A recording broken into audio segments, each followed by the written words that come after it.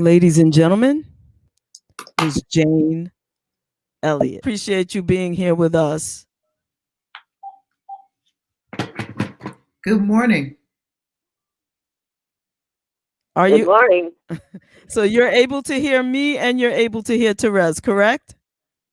I'm able to hear you on my telephone and in my right ear from my iPad. Wow. So everything is working now. Well, but the iPad isn't, the one in my right ear doesn't work well. I can hear spots and, bits and pieces. I can hear everything you say on the telephone. Can she hear me on the telephone? I can hear you on the telephone. Excellent. All right. So Miss Elliott, thank you so much. I want to thank you for all of the discussions and conversations, quick conversations, for everything you've done all throughout the years. And please let me give my friend here, Terez Michelle, the pleasure and honor of speaking with you, because she's been waiting. And boy, Miss Elliott, have I been waiting a very long time. First of all, let me just thank you for joining us today. And I want to share a story first, and just so you know, we have a live studio audience that's on our chat that's full of comments. So I'm going to speak slowly just in case we have any breakups. Can you hear me? Okay. Okay. Yeah, I'm turning my sound down, way down on my iPad, because I'm hearing you once in my left ear and once on my iPad. Excellent.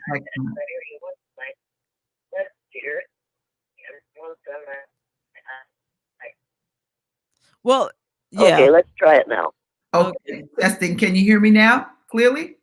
Yes. And also, if you could just move your into the picture a little better. We only see there you go. Perfect. Well, which do you prefer? I'm going to start off because I feel like your cousin Jane. So what do you prefer to me call you? Cousin Jane or Miss Elliott? You name it. Oh, just call me Jane. Let's get this done. Okay, perfect. Okay, so here we go. I'm going to give you a scenario of a little girl that was me, actually. And when I was in elementary school, you don't know this, but this is a prime opportunity for me to share something with you. You were my first intervention with trauma that I had without even knowing it. And I'm going to explain that. When I was in elementary school, this was clearly after 1968. I'm over 50 years old now. But after 1968, when you first did your blue-eye, brown-eye exercise, I had no idea what that was, right? But when I was in school, elementary school in the 70s, I was put out, I was embarrassed and sent home from school for raising my hand and informing our teacher that was teaching us about Columbus and telling her, actually, because I'd already learned through my mom, who was very big on education and teaching us the actual side of history. The teacher didn't like it, and she put me out of class, and I was humiliated, embarrassed, all of the above. And it was another teacher in the same school that heard about the incident and introduced me at that point to your blue-eyed, brown-eyes exercise. And that helped me get back in school and get back on the right foot. She spent time with me, but your exercise for a little girl in the 70s in New York City helped me really, really understand what that was. So try not to get emotional. Probably won't work, It's okay. but I want to thank you for that. You should thank the teacher that told you the truth for that. And I hope she told the other teachers what she had better not be saying in the future. Yeah, she was pretty amazing, and we remained friends most of my adult life. And I'm hoping that she did too. But let's get to it. Miss Jane, we got a lot of stuff going on right now. A lot. Really? Oh, more than you know. Are you sure that the federal troops that he has sent in there aren't really some mercenaries that the head of the Department of Education's brother runs? He has a mercenary group that goes into countries to either start a problem or solve a problem. Are you sure that those aren't the federal troops that he is sending in there? I think we have more going than we realize. I think so too. I want to see those guys without their camo on. I want to see them without their gas masks. I want to see them without their weapons. I want to see who they really are, and I want to know what the taxpayers are paying and who they're paying it to and why. And I want to know who's making money off those federal troops. I doubt very seriously that those are federal troops. I am so suspicious that they are a bunch of mercenaries that the Department of Education's brother runs. That's what he does. And I want to know who they are.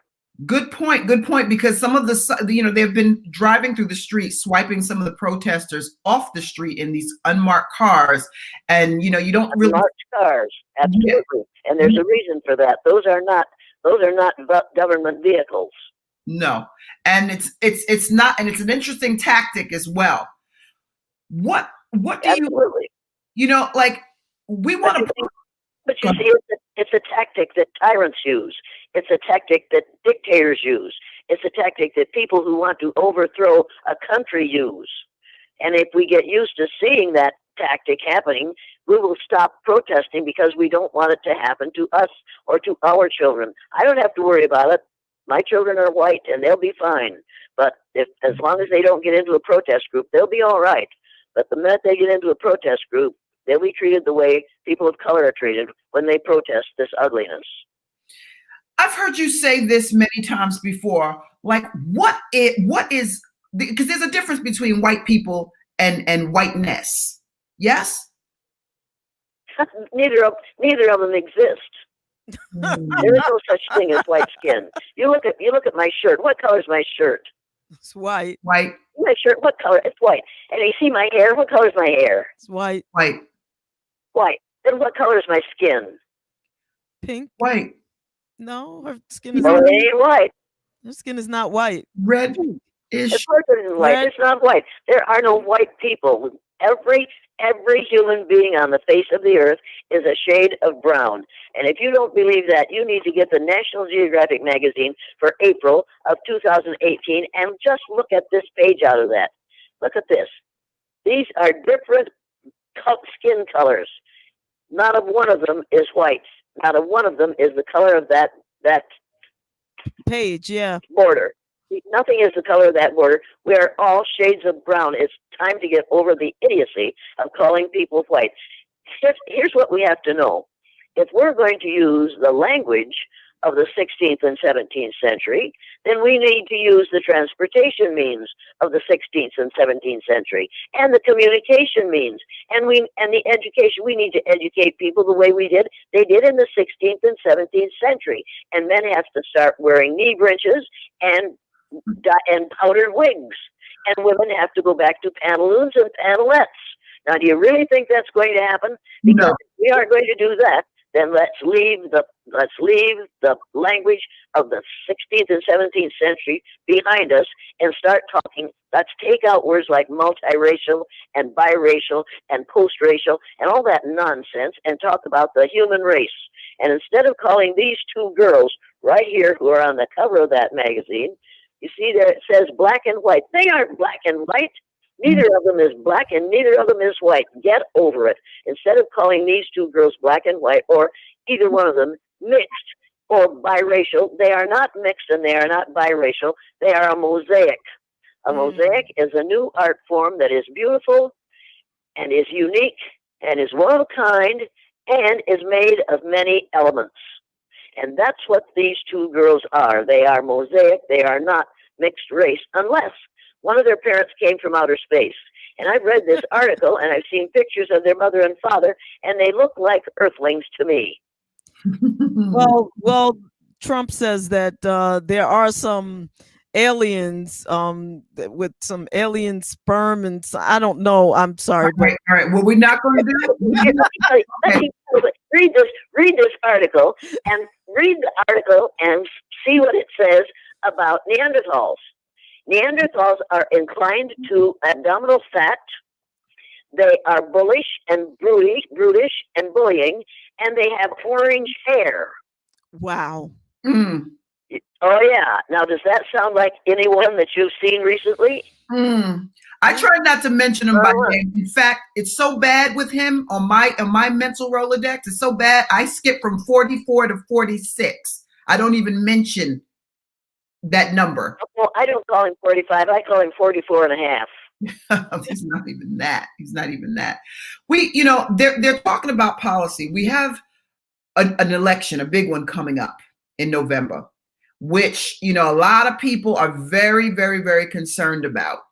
He's already starting his crap, about what it won't be and what it will be. And some folks say we're going to have to drag him out feet first from the White House. What do you think about that, Jane? What do you think? What do you think he's plotting? Stop being distracted by his threats, because he is a liar. He has no intention of making good on any of his threats. He's a coward. He is absolutely afraid to go out of that building without the troops around him. He is a boy grown tall. He's a case of arrested development. You have three ego states: child, parent, and adult. I have never seen him do something that is in the adult ego state. He is either in the parent or child ego state every time, even when he's reading off the teleprompter. He reads a few words and he says, "It'll be great.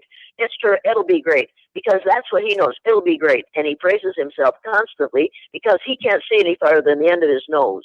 You need to realize that the man is a case of arrested development, for you expect adult behavior out of someone who has never developed an adult ego state is absolutely impossible. Give it up. It isn't going to happen. He has never been and will never be an adult. He doesn't know how. At his age, if he hasn't developed an adult ego state now, he's not going to. So let's not expect him to. And he will say these things to distract you.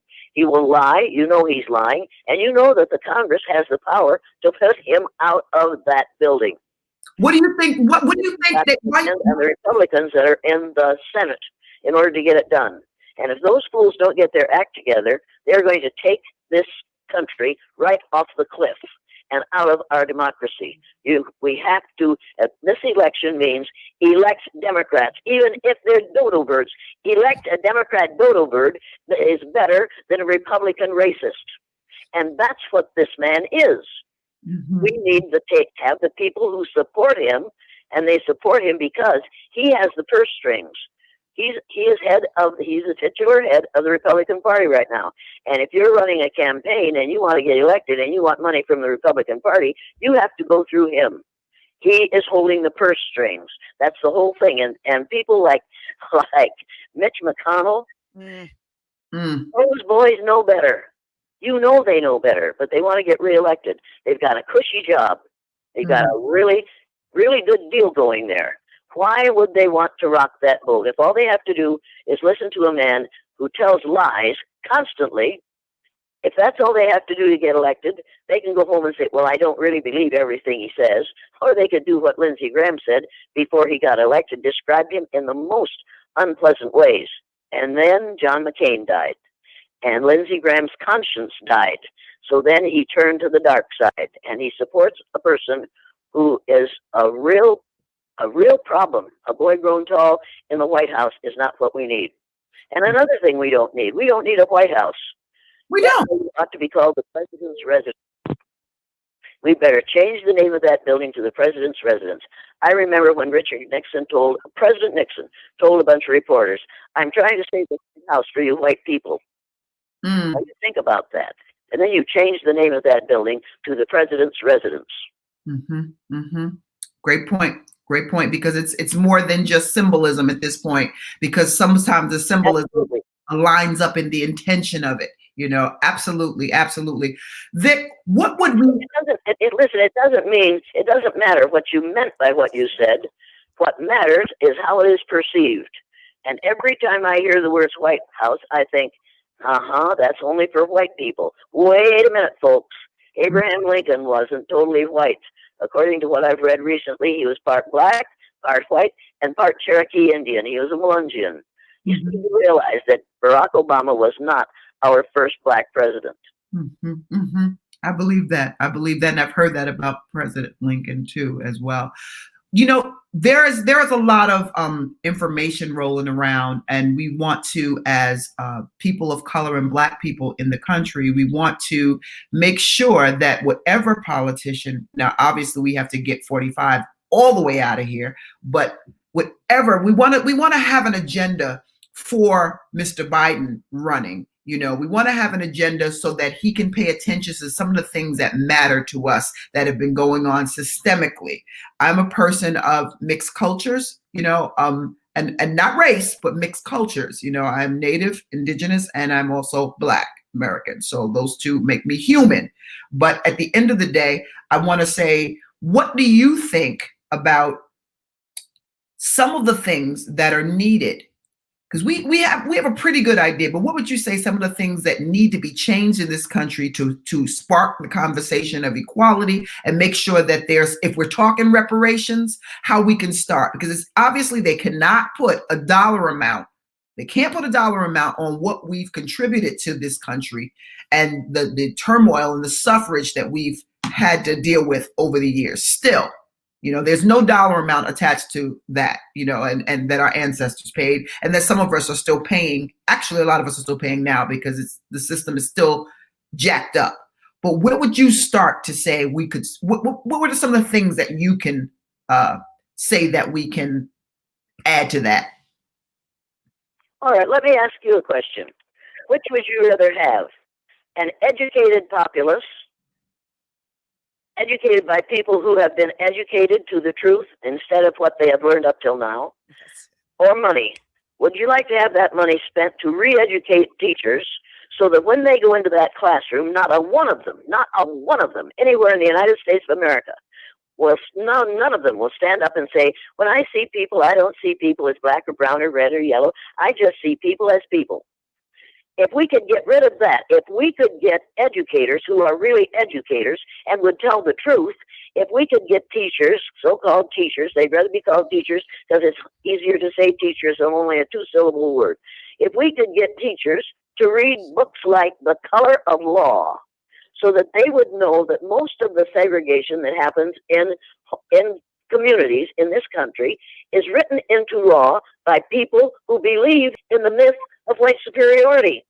They believe that people want to be only with those who are like themselves. Well, since we're all the same race, but different colors, different genders, different sexual orientations, different ages, we are still members of the same race. So we can get rid of some of this segregation by changing the laws. But the only way you'll change the laws is if you change the education of the people who are going to law school. Because they've done studies in this country that prove that the longer you stay in school, the more bigoted you become. Because every year you are in an educational institution, you are being reinforced in what you learn grades K through 12. And what you learn is things like all the important things, the discoveries, the inventions, the bravery were done by white males. Mm. If you can name 10 fabulous black males who made valuable contributions to the history of this country, you're going to be a wonderment, and you're only going to know that because you had one teacher at one time who said, look at here's a whole list of things that people of color have made available for us. Every person who's going to be teaching in this fall, if we go to school this fall, and the chances aren't really good, but if we do, every teacher has to have read the book, Nile Valley Contributions to Civilization by just look it up, whatever his name is. I've forgotten right now. We need to educate the educators. Every teacher, so-called teacher, has to read Nathan Rutstein's book. You see that title? The Racial Conditioning of Our Children. Because that's what goes on in schools all over the United States. And the subtitle is Ending Psychological Genocide in the Schools. What's going on in the schools is psychological genocide. The author's name is Nathan Rutstein. Get this book and read it.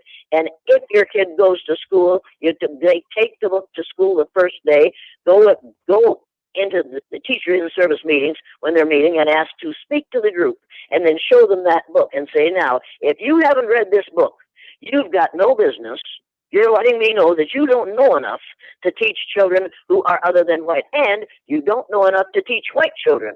If you don't know that Columbus didn't discover America, you cannot discover a place where people are already living. They discovered it before you got there. And you show them that book, and then you show them that National Geographic magazine, and you say, now, do you realize? And you show them the map. The map will blow them away.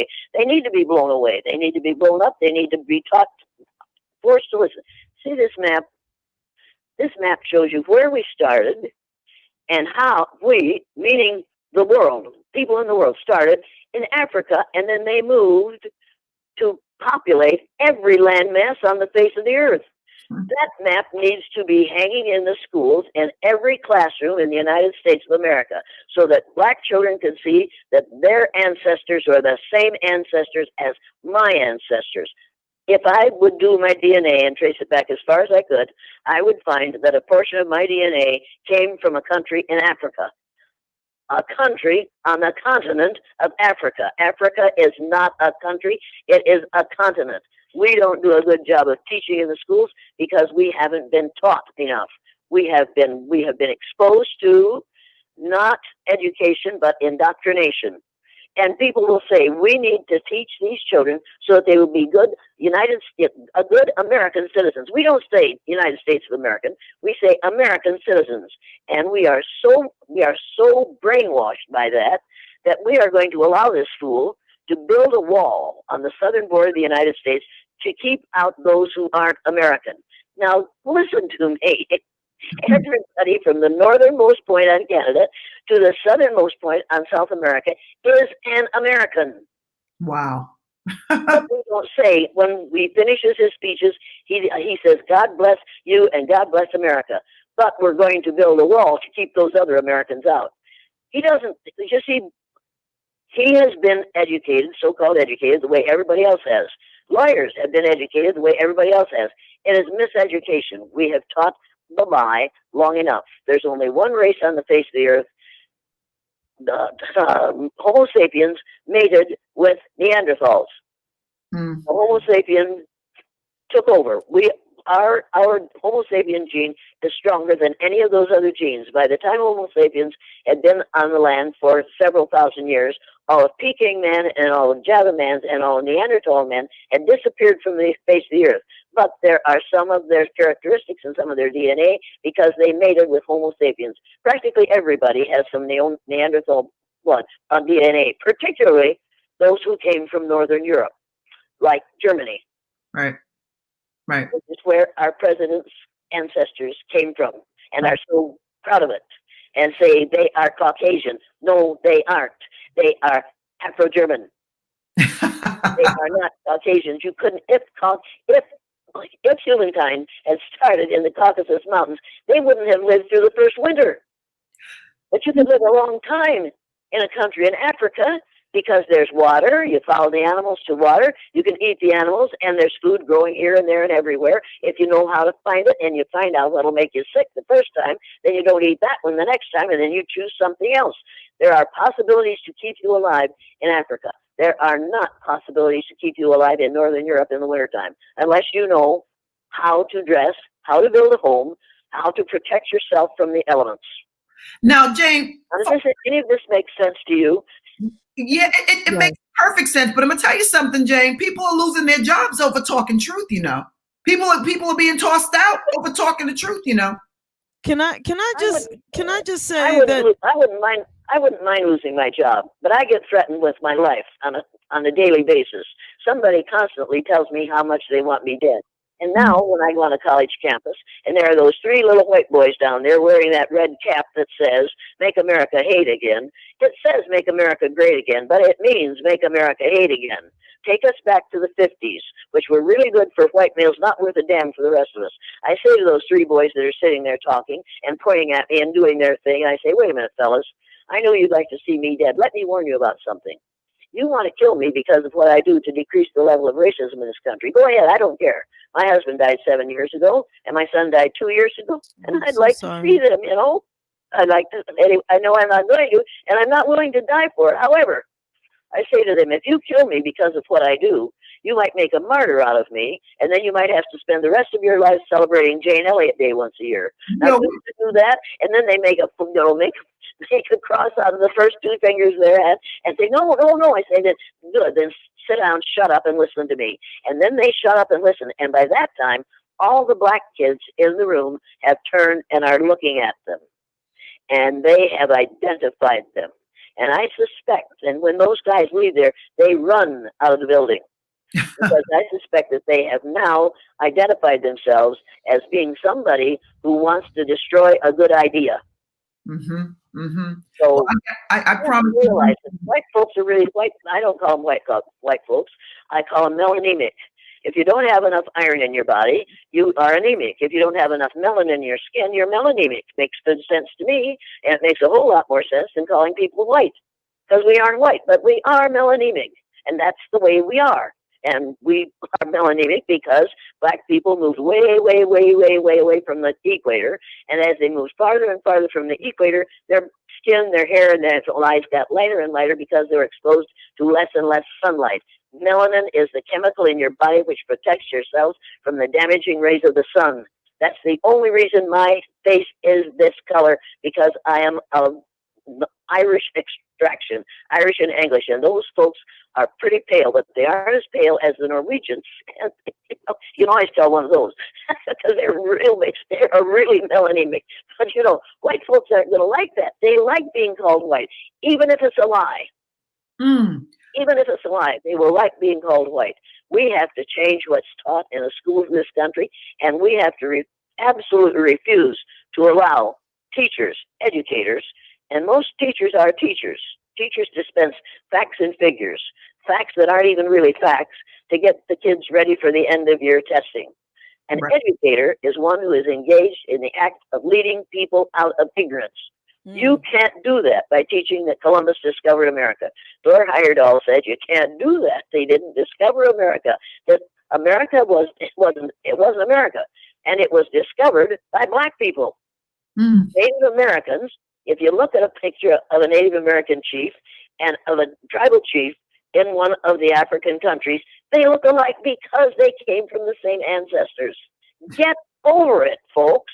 And somebody sent me this lovely mask. See what it says? Get over it. Yes. Get over it. And I wear this. I'm going to go downtown, and people are going to look at me and say, "Oh, that's the bitch." And they will. I know you don't like the word bitch, but it's the word that is most used to refer to me. And now when they say it, I say thank you. Because for me, bitch is an acronym for being in total control, honey. Absolutely. And when women are seen in control, the men in the group call them that word to shut them down.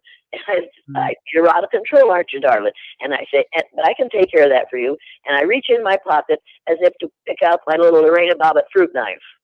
Now, I no longer carry a fruit knife because they took it away from me on an airplane.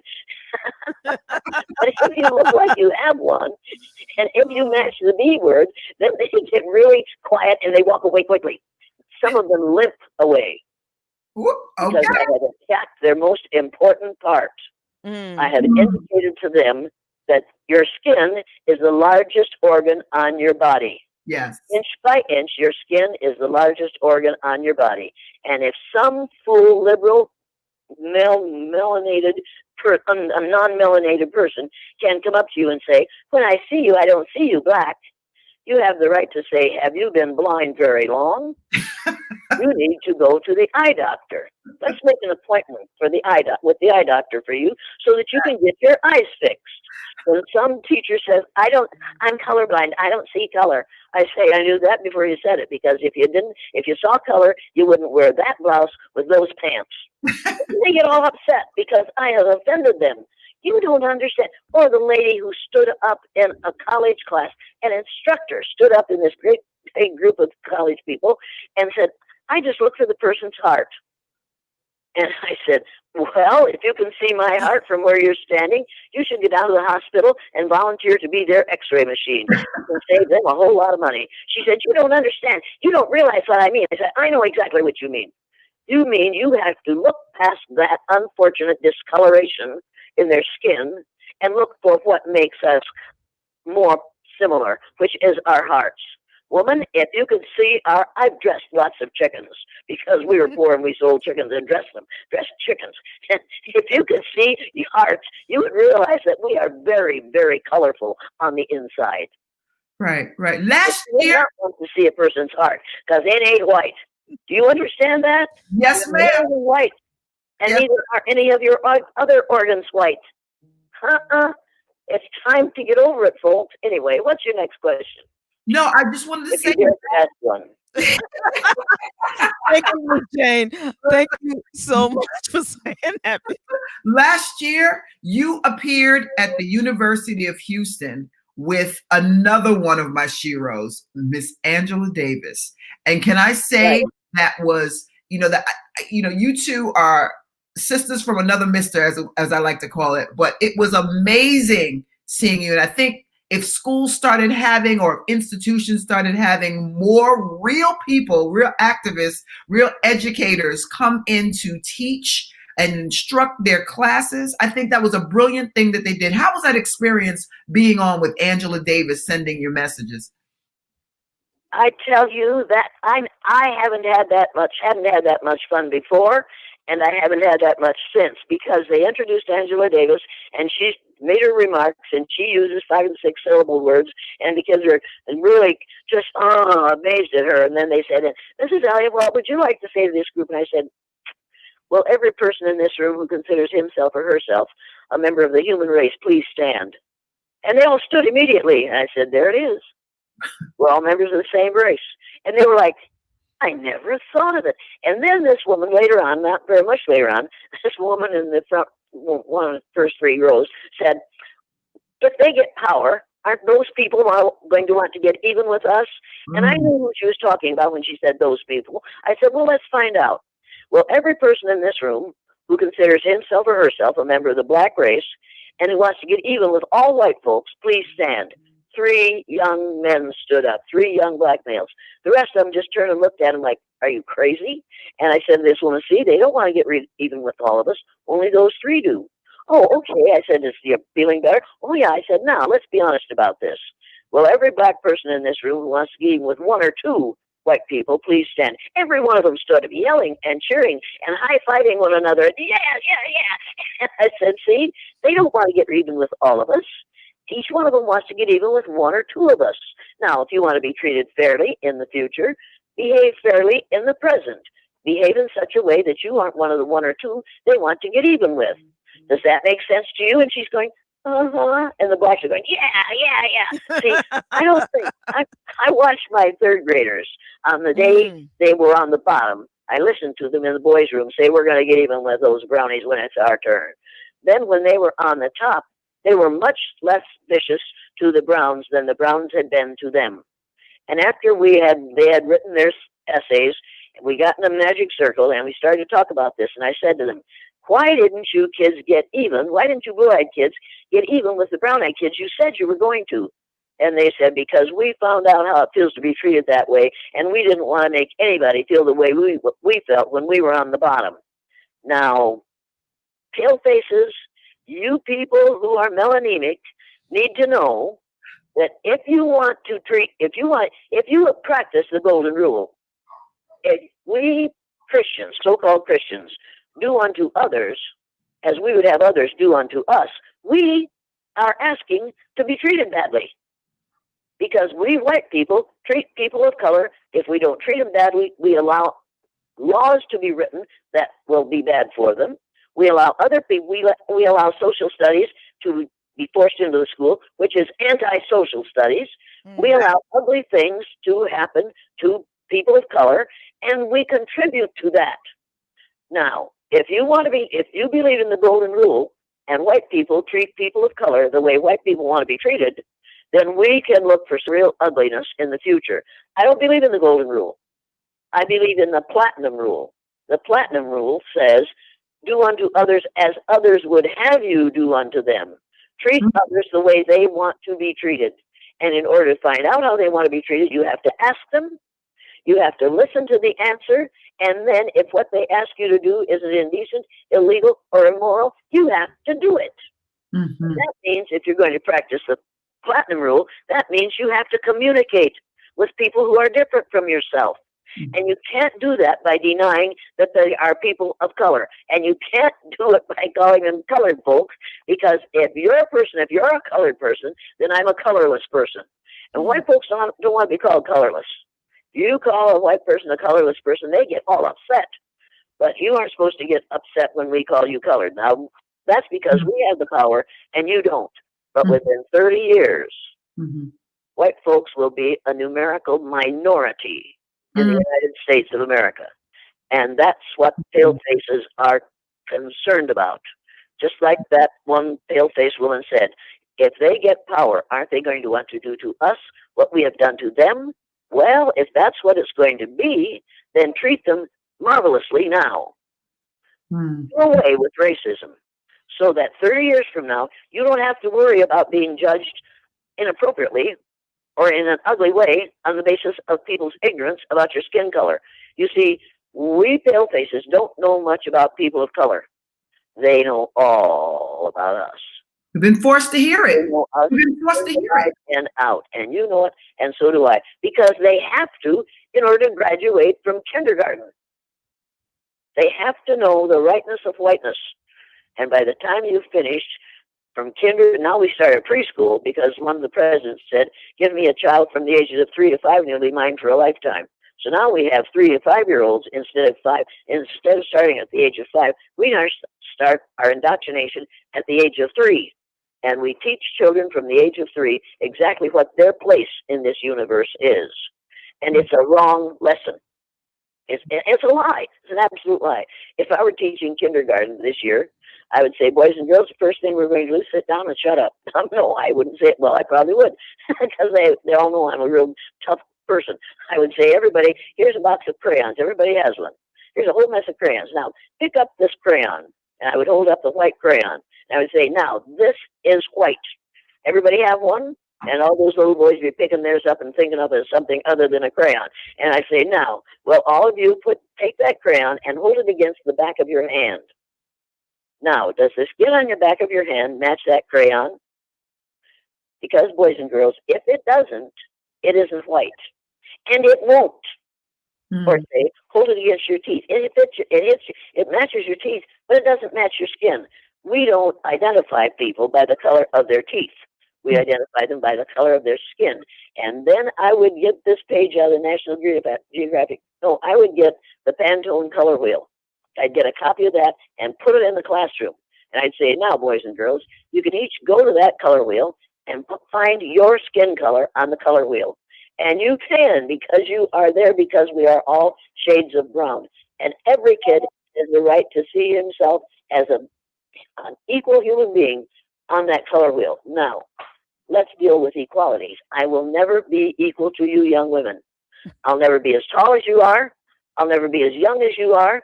I'll never be as pretty as you are. I'll never know what you know about racism.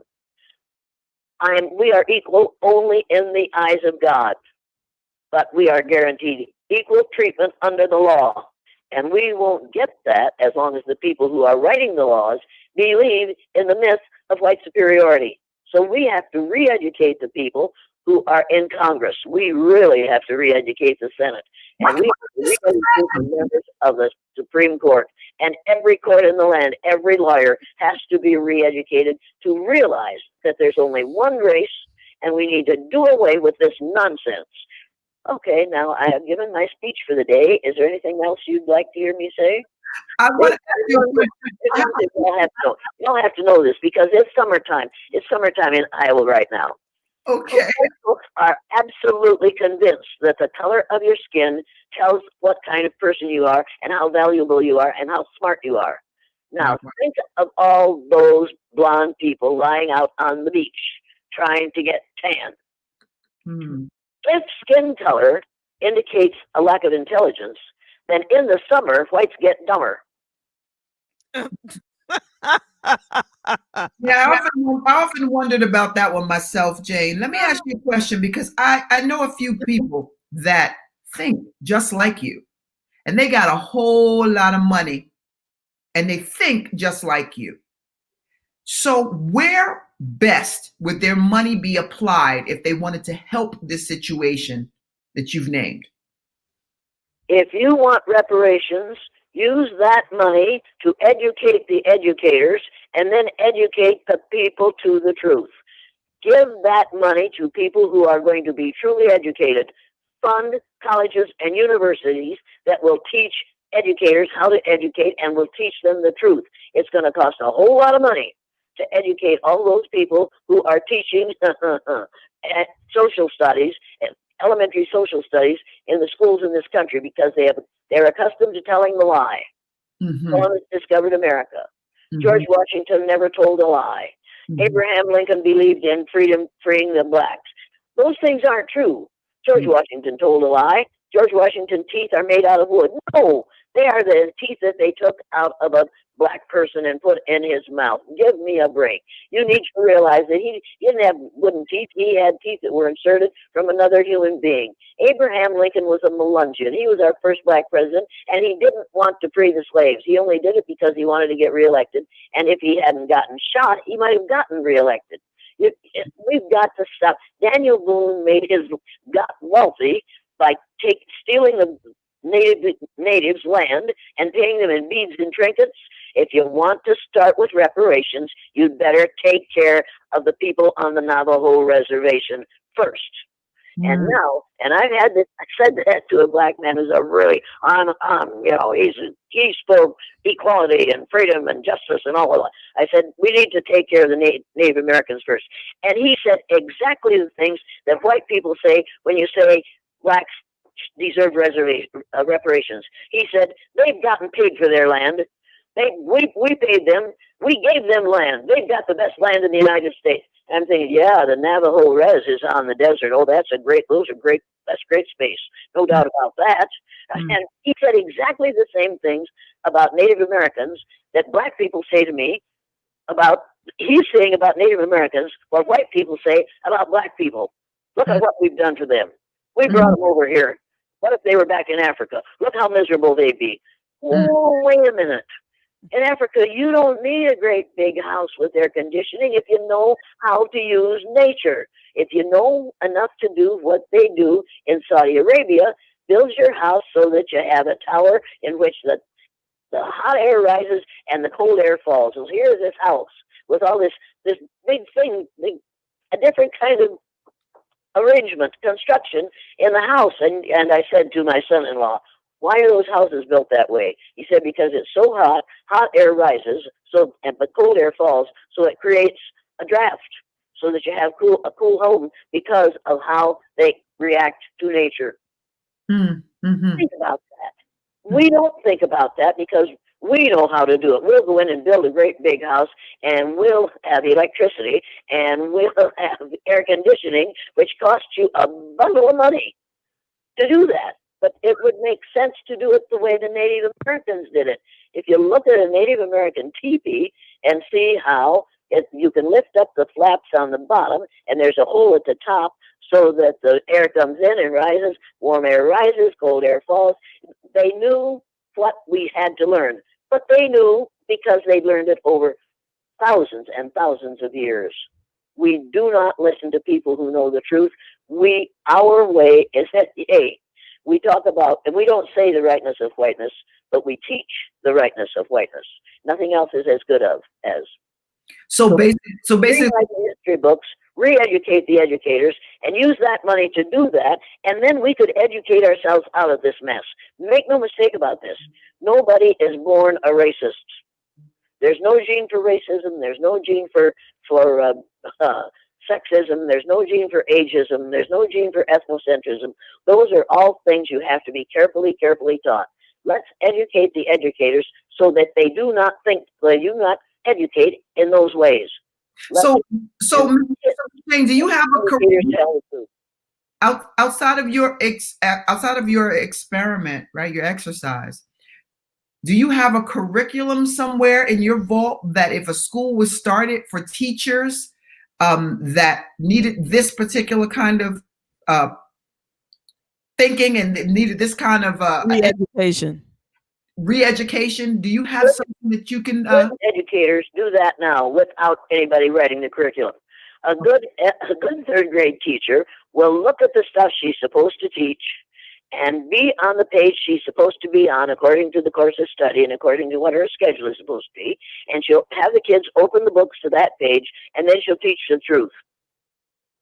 She won't teach out of that book because she knows what's in that book. That book is written to guarantee the continuation of the myth, of the lie of race. So she'll teach the truth, but she'll be on the right page when the principal walks by her door and looks in and sees what page they're on. And he'll nod and say, she's doing the right thing. She'll say, glad you like it. And when he walks by, then she'll go back to teaching the truth instead of teaching out of that book. I did it every day in third grade. I didn't pay much. I knew what I had to teach them about housing. I had to teach them about all the stuff, clothing and the stuff you have to teach at the junior high, at the elementary level. And I did that. But to teach clothing, I told them how clothing is made. But this was in a poverty-stricken town. Riceville got lots and lots of Title I funding because of the low income in the community. So at Christmas time, we started the Room 10 store. And every child brought in clothing that was in good shape that he or she had outgrown, and we stocked the shelves and we paid them with Room 10 money for the clothing they brought in. And then we had a grand opening, and the principal came down and cut the ribbon, and we opened the Room 10 store. And they used their Room 10 money to buy something else that somebody else had outgrown or it wasn't worn out. So they bought those things from their peers. And then the next day and the weeks after that, they would come to school wearing the clothing that the other kids had sold to the store. And one of those little girls would say, you look better in that dress than I did. It was like you create a family and you teach them about, and then at the end, we had some stuff left over. So we had an auction. And we auctioned off that stuff. And Sandy wanted this one thing, and she bid and bid and bid. And finally, Roy Wilson said to her, Sandy, you're bidding against yourself. Nobody else is bidding on that. And she was so embarrassed. I said, and then Roy said, that's all right. She's never been to a real live auction before. And I thought, oh, my God, these kids see this as a real live auction, because it was. They were spending Room 10 money, which they had earned, but we had to let one little boy be one of the salespeople because he didn't have anything to bring in. And he came up to my desk and he said, I got the shirt I got to wear this summer, because he was going to a wedding in the summer and he needed a white shirt. And one of the other kids had brought in a white shirt. And he said, I got it bought. I said, okay. And then the next day, I said, where'd you get the money for that? I bought it from the rest of them. I borrowed it. They've got lots of money. I said, whoa. You can't do that. You can't just go borrow that money. You're going to have to pay that back. He says, no, I'm not. They've got lots of money. I said, wait and see. So the next day, those little snots came in and said, where's my money? Where's my money? He didn't have any. He says, what am I going to do? I said, you got yourself in a mess, didn't you? He said, well, yeah, I don't have any money to give them. I said, here's what you're going to do. You're going to have to bring some little trinket from home every day to sell to the store, and you're going to have to go to work in the store. And we'll pay you for working in the store. So you'll make money that way, but you can't buy anything more. You're going to have to use that money to pay back what you owe. So the next day he brought in a little trinket and he worked in the store, and he'd come up and he'd say, what's 65 minus 15? Go to the board and figure it out. What's 50 minus 12? Go to the board and figure it out. And he finally got all those. And I said, the first time he told me that, I said, wait, you have to write an IOU to every kid you've borrowed money from. Well, what do you mean? I said, I'll show you. So I wrote, I owe you X amount of money, and then sign it. And the kids done wanted their money. So he had to give them their IOU, and then he had to get the money to pay off those IOUs. And finally he came up and he said, well, now I don't owe anybody anything. I said, you feel better? No, I don't feel any better. I said, think of how good you're going to look in the summer when you wear that shirt. That isn't helping me now. I said, did you learn anything? He said, yeah, I'm never going to borrow another diamond as long as I live. I said, that's called education. That's what I wanted you to learn. You do not borrow money unless you've got the wherewithal to pay it back. You know, well, I know that now. And one kid, oh Lord, he brought a set of, well, somebody brought a brand new set of nutcrackers, a nutcracker and nut picks to school, and I wanted that nutcracker and those nut picks because I had room 10 money because I sold the store some stuff that my kids had grown out of. So we had a grand opening and cut the ribbon, and there was something I wanted to buy, those nutcrackers, and Richard wanted those nutcrackers, and he leaped over 3 desks to get back to his desk and get the money out that he hadn't deposited in the bank. He was saving it back, and so he bought that nutcracker, and I thought, well, you little it was like I stood there and I watched grown-up behaviors become what they are, childlike behaviors. He knew he was going to get those nutcrackers if it was the last thing he ever did. But he wasn't going to put all his money in the Room 10 store, in the Room 10 bank. We had to start a bank because kids were losing money out of their desks. So we'll have to put the money in the bank, and we'll give you credit for what you put in the bank. And then we had the tellers would subtract from their account, from each kid's account, what they spent. It was absolutely, I hate to say it, but it was brilliant. And that several years after that, I was getting my hair cut uptown, and there were 3 kids who were my former students in the barber shop. And while we're waiting for the barber, we're sitting there talking and listening about the kinds of things that happen. And one of them said, my little cousin is still wearing those little rubber boots, those little red rubber boots that I bought in the Room 10 store. And we were sitting there talking about those memories. And when I got in the chair, the barber said, I have never heard children talk like that before. She said they were talking like old men with somebody that they had enjoyed. She said, I've never seen that before. And I said, well, you see, when you have an experience that you can't forget, you're bound to talk about it. And that's what they did. Those are experiences that those aren't expected in a 3rd grade classroom. Right. It was simply accepted behavior in my classroom, and the teachers just hated it. Oh my! And we did interesting things because I think school ought to be fun. So then when they were up to 4th grade, oh my goodness, they interviewed a newspaper person, interviewed the 4th grade teacher and said, how do you feel about Mrs. Elliott's students? And she said, you can always tell which students came out of Mrs. Elliott's room. They think learning should be fun. It takes you 2 weeks to get them to settle down and realize that learning isn't supposed to be fun. Wow. Oh, sweet Jesus, what has she done to my excited students? Learning ought to be fun so that you want to come back the next day. Oftentimes, my kids would say, can't we stay tonight? Can't we stay longer? You can take us home. No, I can't take you all home. Get out there and get on the bus. We don't want to go home tonight. Go home. We'll see you tomorrow. And they were just eager to be there because learning was fun. We had a good time. And I don't mind boring you grown-ups if you're listening to this. I don't care if you're bored. You can turn it off. I don't care. But I don't want kids to turn it off. And if you haven't read Marshall McLuhan's books, and I can't remember the name of them, but Marshall McLuhan told us, keep your kids away from television. They will, and he didn't use these words, but they have become screen addicted. If it isn't on the screen, it isn't on that little thing in their hand, they aren't sure it's real. So what we had in my classroom was half an hour every day of sustained silent reading. I taught them how to read, and then I expected them to practice it for half an hour a day. You sit down with a book, and you read for half an hour, and that's all you do. You don't raise your hand. You don't go to the restroom. You don't talk to the person next to you. You read for half an hour. Every parent should have sustained silent reading in their home every day for the mother, the father, or whoever is the guardian of those children. And those children, you will read for half an hour today. And then we had a kids club. Keep interested in doing something. So after school, they were only allowed to watch 1 hour of television after school. The rest of the time, they had to be doing something creative or something like reading. So Oh, Lord. One of the teacher aides said to me, I'm glad Neil isn't in your class. I said, why? Because you're taking them away from their parents and you won't let them watch television. I said, wait a minute. When they're watching television, they aren't with their parents anyway. They're they're inside that tube. She said, no, they aren't. That's when they can spend time with their parents. Then I moved up to junior high. Then I got Neil. And after 6 weeks of Neil being in my class, she said to me, Jane, I'm so glad that you've moved up to the junior high. I said, well, why is that? She said, because I never see Neil without a book in his hand. He reads all the time. You've made him into a reader in 6 weeks. And I thought, and I bit my tongue, and I want points for this. I didn't say to her, he could have been a reader for the last 4 years if I'd had him in third grade. I didn't say it.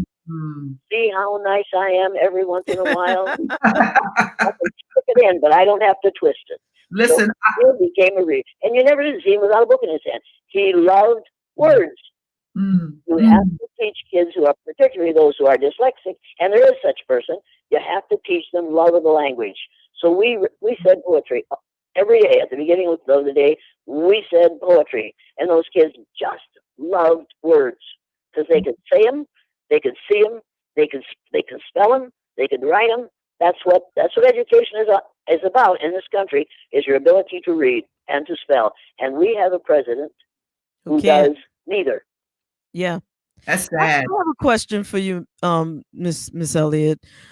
The children that you taught, and especially those in the blue-eyed, brown-eyed experience, have you seen any of them as adults, and have you had the opportunity to speak about the experience with them and how it's impacted them as adults? And every day, every time I see one of them, and I see them frequently, and every time I do, and now they're in their 50s. They're as old as my two middle children, my two youngest children. Every time I see them, they say, I remember when we did that blue-eyed, brown-eyed exercise. I learned a lot. One of them, in the group that you see in the Eye of the Storm, all 16 of those kids are moderately to severely dyslexic. When the principal gave me my class roll, before school started, he gave me that class roll and he said, now, these kids aren't going to learn to read. I know you get upset if students in your classroom don't learn to read. These kids aren't going to learn to read. Pass them on and get them out of here. They're never going to graduate from school. They're never going to amount to anything anyway. And I thought, well, you miserable, but I didn't say it because I admired that man. But I went to the office and I looked at the cumulative files. Every one of those had high math scores and low reading and spelling scores, which means those kids didn't see or hear words the way they are written or said. And I knew what I was dealing with. And I had a course in training the dyslexic child from Paula Rome and Gene Osmond in Rochester, Minnesota at the Remedial Reading Center. So I knew exactly how to teach those kids to read.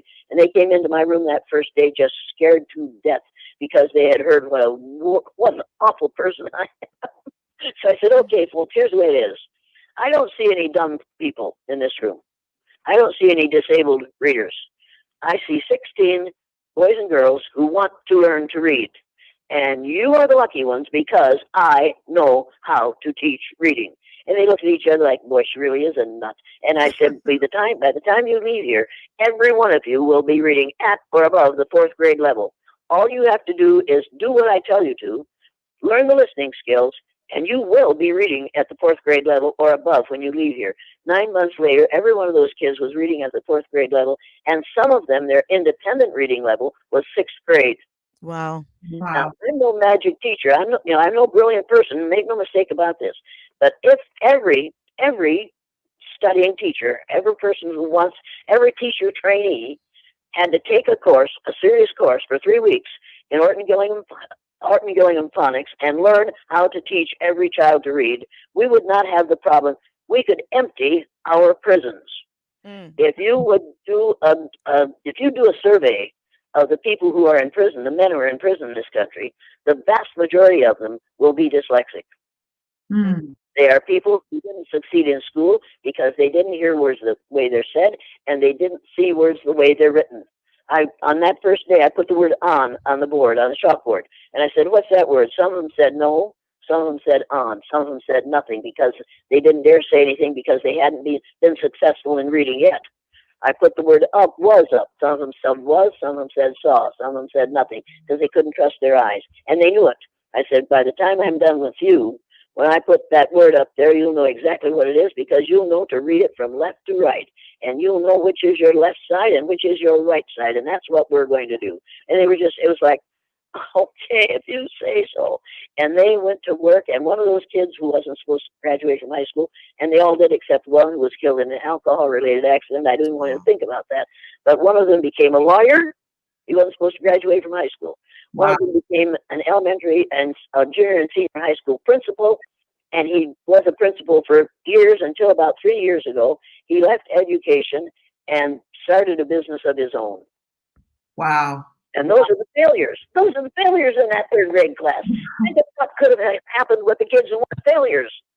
If somebody had told them, you aren't special because of the color of your skin, but you do know a lot because we're going to teach you the truth. Yeah. Ye shall know the truth, and the truth shall set ye free. Exactly. I think it needs to be the Jane Elliott School of Truth created by some of these folk out here with money to spend, where we teach teachers how to teach. You say what? That's right. We parents, black parents, particularly males, who are in low-paying jobs because the teacher looked at that kid's skin and predicted that he would have a problem. Lowered her expectations for that kid when he walked in the door. And I knew that, but I didn't, nobody ever, you realize what's going on because you watch teachers and what they do with the kids that they expect to fail. And I did the exercise with a group of instructors in Des Moines one day. And when it was over, this black woman said, crying, she said, I do the same thing to my people of my race. She said, when black boys come in my classroom, they come through the door and I automatically expect less of them because of their race. And I said, sweet Jesus, if you do it, why would you be surprised when white folks do it? She said, that's what I've been taught. You expect less from these little boys. She's crying. We're all crying because for the love of God, she was hired to teach every child and to have great expectations for every one of them. On the day those kids are on the top, and you don't believe it unless you've been there, the day those kids are on the top in an exercise, they read words I know they can't read and spell words I know they can't spell. Wow. And the day those kids are on the bottom in that exercise, brilliant children cannot perform academically at the level they were able to do the day before we started the exercise. Kids will live down to or up to our expectations of them. And if you have been taught as a member of any color group, but it's any race, as we say in this country, but if you have been taught to expect less of members of that other color group, that's what you will do, and that's what they will do. They'll expect less of themselves. Imagine this. Black people, 300,000 years ago, appeared on Earth, near the equator in sub-Saharan Africa. And over thousands of years, they moved from that area to populate every landmass on the face of the Earth. They didn't have any modern technology. Think about that. How could stupid people do that? The problem isn't stupid. It isn't stupidity, people. It's the lack of education, which is the result of the ignorance that comes with a racist society. You have to perpetuate the myth of white power by using your power in ways to keep other people from succeeding. Okay. And we do it all day, every day. We know exactly how to do it. The first elementary education, social studies education course that I took, this tall white male teacher stood up in front of these innocent, ignorant 19-year-olds and said, when you get into the classroom, you must not teach in opposition to the local mores, M-O-R-E-S, local mores or cultures. The people who are paying your wages through their taxes have the right to have their children learn what they want them to learn. And I thought, wait, I was only 19, but I thought, that's not right. That means if you're teaching in a racist society, you mustn't teach in opposition to racism. Oh, no, but I didn't stand up and say, you know something? My uncle would say, no, I wouldn't tell him what my uncle would say, and I wouldn't argue with that man because I wanted to get a grade out of that class. But he was flat out wrong. And if we had had more courage, we'd have stood up and said, In other words, don't teach against sexism. Don't teach against racism. Let people be sexist and racist and ageist. Don't teach against ethnocentrism. Keep on criticizing people if they aren't Christian or killing them if they aren't Christian. Let's go back to the Dark Ages. Is that what you're telling us? None of us dared to say it because we were too young. But then you grew up and you remembered what people told you in school. I'll never forget the man, I was a senior in high school, and a tall, knowledgeable white male who had come from Second World War. He was in the Second World War, and he got training on the GI Bill. And instead of going into science or medicine or law or business where he could make a lot of money, he went into education so that he could see to it that future children will not be trapped the way he was. And he was standing up in our civics class, and he said, I can still see him standing there. He said, "I will never fight in another old men's war, and neither will any of my sons." And I thought, well, that's unpatriotic. He shouldn't say that. And I went home and I told my dad what he said. And he said, "By God, he's right. You listen to that man. That man knows what he's talking about.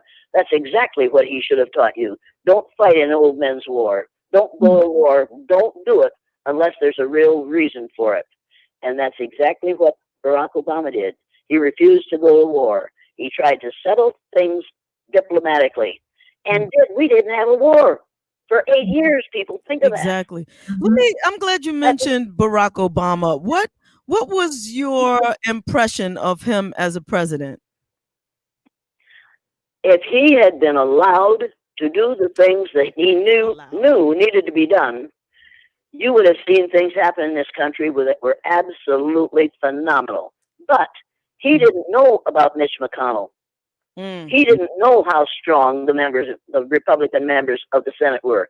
He didn't realize, and he should have realized, the backlash that we would have from 30% of the population of the United States who want to believe that white is right. If you're white, you're all right. If you're brown, hang around. If you're black, get back. And if you're red, you're dead. He didn't realize that a third of the population of the country really feels that way. He didn't realize what would happen as a result of not of his skin color. It is not about skin color. It is about ignorance. He didn't realize how ignorant our population is. If you want to change the situation, if you want reparations, put them in the form of educating our educators and our lawmakers so that they educate for the truth instead of to perpetuate the myth. He was trying to do that, and he got some things passed because he did executive orders kinds of things. Exactly. And this person is using executive orders to undo everything that President Obama did. And now you're going to see it. Before President Obama became president, I live in California in the wintertime because I'm not dumb enough to stay in this cold. But when we first moved out there, when you'd fly into Ontario, you could see the smog from LA, from Ontario. Here's this gray cloud hanging in the sky. After 8 years of Barack Obama's environmental policies, you could see the mountains. And it didn't stink when you came into Ontario because they had done something. They had moved all those dairy plants, those cattle, someplace else. I remember when President Reagan said, the major pollution in this country is cows when they fart. That got cows from the gas from cattle. And gas from cattle. And I thought, well, that's the dumbest thing I ever heard. Until I flew into Ontario and we're 15 minutes from the airport, and I was like, what's that smell? I thought the people in front of me had a flatulence problem. And the man said, no, that's the cattle. We're flying over the cattle in Ontario. And we landed, and it was, well, now, when you come into Iowa, we used to call Iowa beautiful land. But now, our former governor, Terry Braindead, well, it's really Branstead, but we call him Terry Braindead, told the farmers that they could raise as many cattle or hogs in confinement as they chose to. And so there are over several million hogs being raised in Iowa right now. And when I come back here from California and I open my windows, I think, that won't work. So I shut my windows because the smell of hog manure is so absolutely ugly because of the number of hogs that are being raised under confinement in this state. People don't realize. You think one person can't make a difference? Do you think this person in the White House has made a difference? He's only one person. Mm. You need to realize one person Yeah. can make a difference. And every person watching this has to read Robert Rice's book, The System. The System. Who rigged it and how to fix it. And when you read that, you will be absolutely infuriated at the way we are being used by the trillionaires at the business roundtable. And Mr. Trump listens to them. And they know exactly what to tell him to do. Mm. And he's doing exactly what they tell him to. And if you really want to know what's going on, get the book, When at Times the Mob, M-O-B, When at Times the Mob is Swayed, by Bert Milborn. Read it. And then you'll find out why Mr. Obama, why this fool in the White House acts the way he does. One of the books in his bedside table, under lock and key, is The Writings of Adolf Hitler. Mm. Now, for the last 3.5 years, I've thought, this is Hitlerian.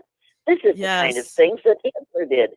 And then you read that book, and that's the reason I feel that way. I'm not out of my mind. I'm not misinterpreting what's happening. What's happening is because he believes that if you want to rule, you do it, you take over the way Adolf Hitler did. And that's what he's doing. When Yeah. you build a wall on the southern border of your country to keep those undesirables out, and he has said, we can't have those brown-skinned people, dark-skinned, brown-skinned people coming into this country because brown-skinned people reproduce too rapidly. Wow. Wait a minute. Wow. I'm in California in the wintertime. Those brown-skinned people come across that border and do all the dirty work that has to be done for small prices, and they aren't unionized. So don't tell me that we cannot have those brown-skinned people in this country. And in fact, in one of his hotels, of his many hotels, he hired immigrants, illegal immigrants, to work for him. Yeah. I don't know if any of, I don't And know. we put these kids, these brown-skinned kids, in cages on the border. And all they want to do is have a better way of life. No. You stay where you are, and we will not be outnumbered in this country. We're going to build a wall to keep people who aren't Americans out of America. America isn't just the 48 contiguous states, Alaska and Hawaii and the islands on the southeastern side of the United States. Americans are all those people in North America, Central America, Latin America, and South. And I remember when Dan Quayle said he was going to travel in the South. He said, and they interviewed him, he said, before he went, he said, my only problem is, I'm really sorry, I never took Latin, so I won't be able to understand what they're saying in Latin America. And I fell out laughing. I said, he said that. He was sorry he didn't take Latin, so you wouldn't be able to understand what the people in Latin America were saying. It's like, we kicked him up to his greatest level of inability. It's like, how does he get to be vice president? What if what's his name? He had died and he'd have been president. He couldn't do that. He couldn't speak Latin. Oh, help me, Lord. So should we be homeschooling? What should we be doing? Because clearly we're not going to get it as long as the curriculum exists as it is. Should we be homeschooling, Jane? Teach your children the truth at home, and then since your taxes are paying for it, you send them to school, but you send them with a different map other than the Mercator map that they're using, because on the Mercator map, I'll show you, because I've been chastised by the person who writes the other map because he says this is an evil map. Well, if you're using a map like this one, which we do in the schools all over the United States, if you're using a map that shows, see Greenland right there on my finger, if you're using a map that shows Greenland larger than South America, you ought not to be using that map. You use this map, and then at the bottom of it, on most of them, depending on which company prints it, at the bottom it says, South America is actually 9 times larger than Greenland. That's what it says in writing. But here's what you see. You see Greenland larger than South America. Oh, wow. You? Yeah. On this map, look at the size of Canada here. Look at here. Here's Canada. Canada on this map stretches from hell to breakfast. Look at here. From clear up to here. Canada isn't that big, people. Wow. Are you? Yeah. You need, and on this map, the equator is 2/3 of the way down the map. But if you look carefully at the map, the lines between the distance between the lines of latitude at the top is this great, and in the middle it's this much. So those South American countries, those countries in the southern hemisphere, get smaller as you look at the map. All those get smaller, while the countries in the northern hemisphere are bigger. Now, if you're going to use a map that shows the equator 2/3 of the way down the map, you can't teach the word hemisphere. Because hemisphere, hemi means half. That's half a sphere.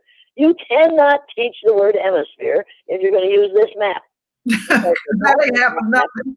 2/3 map instead of a half of the map. This is the kind of garbage that we use in schools, and we've been using that map since sometime in the 1600s. Wow. There are better maps out there. Find one. So, Miss Jane, is racism essentially mental health issue? No, racism isn't a mental health issue because it causes mental health problems. No doubt about it. Okay. Because if you base your self-image on the amount of a chemical in your skin, you need some retraining. Okay. It isn't crazy to be a racist in this country because racism is a profit-making position. You need to realize that racism is a moneymaker. As long as we can put young black males in prison and make them work 8 hours a day, pay them 22 cents an hour, and then what the money they make goes to the victim of their crime. Now, if you are president of the United States, your name is Bill Clinton, and you put in place 3 strikes, you're out, 1,000 young black males into prison, and then you can force them to work doing things like there are numerous companies in this country that depend on prison labor. Come on, Jane. Made by prison labor and pay a lot less for it, and they don't have a union. And when they come out, you can refuse to allow them to vote because they've been in prison.